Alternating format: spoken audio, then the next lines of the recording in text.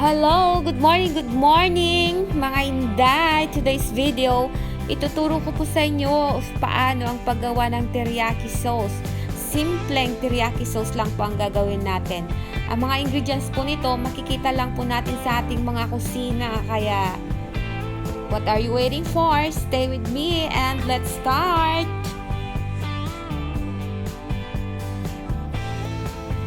So, ito na yung ating kailangan mga inday. Half piece of onion, 1/4 piece of red bell pepper, 1/4 piece of green bell pepper, half piece of carrots, and a piece of chicken, yung bone part po mga inday ha. We also need 2 cups of sugar,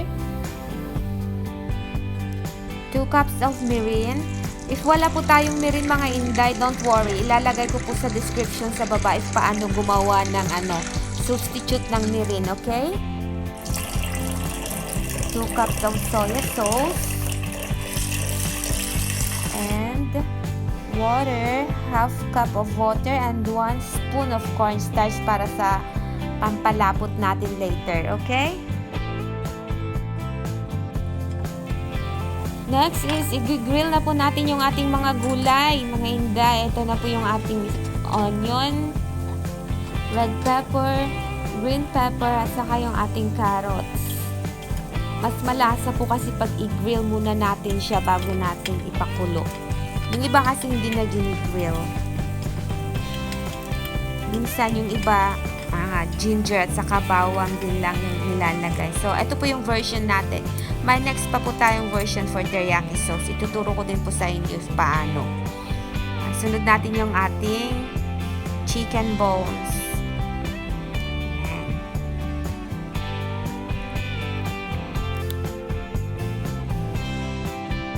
Papakulaan na po natin yung ating mga ingredients, yung soya, sugar, at saka mirin. Isama na natin yung ating mga grilled vegetable at saka yung ating grilled chicken, okay?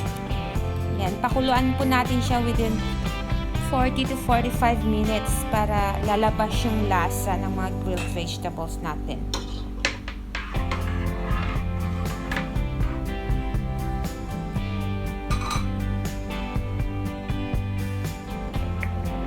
Okay, so eto na siya after 45 minutes.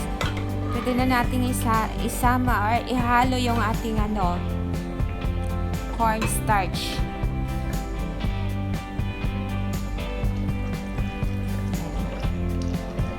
Ihalo po natin siya habang binubuhos yung cornstarch natin para hindi po siya magbuo-buo, okay? Dahan-dahan lang din po yung pagbuhos. Huwag natin bibiglain.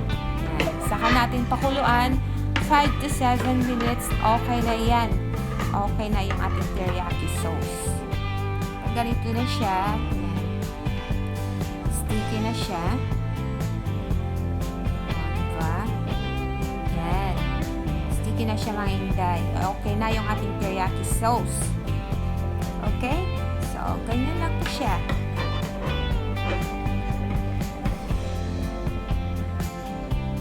Tapos, saka natin salain. Yan.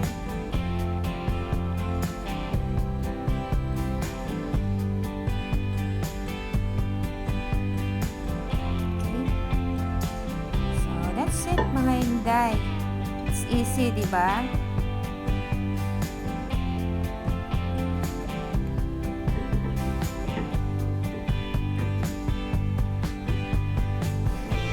So, yan na po yung ating teriyaki sauce.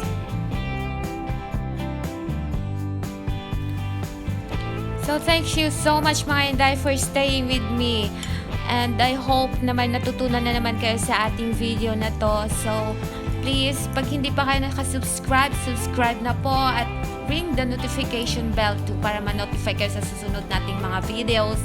Again, thank you so much for your precious time. See you again. Babush!